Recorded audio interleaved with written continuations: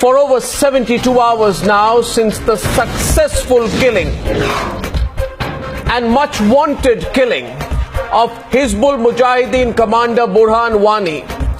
A section of misguided pseudo-liberals have gone on and on about how the Indian state must be more responsible, about how the Indian security forces must be more sensitive.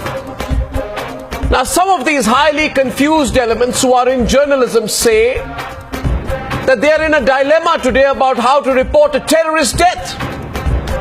They say they are in a dilemma about how to report the fallout of a terrorist death with mobs breaking out of control and attacking a police station. I feel sorry for these people because they don't realize that when it comes to right and wrong, black and white, nationalist and anti-national, for the Indian Army which protects us and against the Indian Army, for the tricolour and against the tricolour, for the sovereignty of the Indian state and against the sovereignty of the Indian state, there can be no prevarication, no grey area, no confusion, and certainly no dilemma. Ladies and gentlemen, this terrorist, Burhan Wani, had declared the Indian Army as his biggest enemy.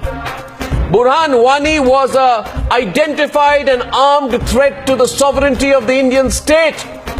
And just because he was Kashmiri does not make it okay for pseudo-liberals to build a case against his killing. He was a terrorist.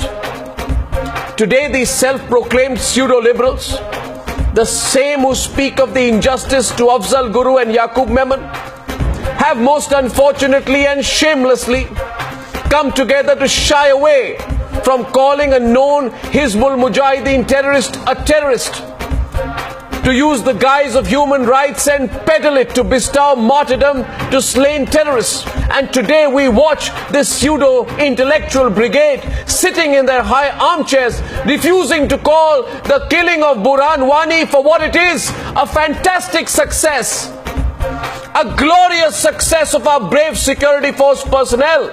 Viewers, let's come together tonight and let us junk this group and call their bluff.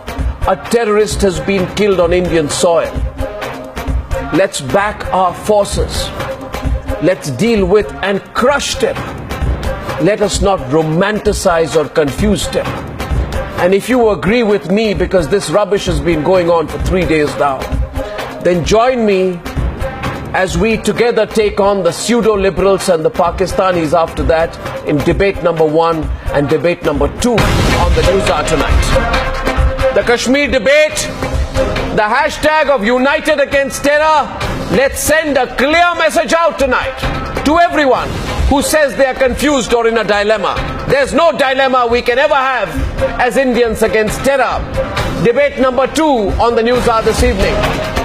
The Pakistani hand is clear. We are getting reports the Indian envoy has been summoned and the Indian envoy must give it back to the Pakistani government. That debate is at 10 p.m. and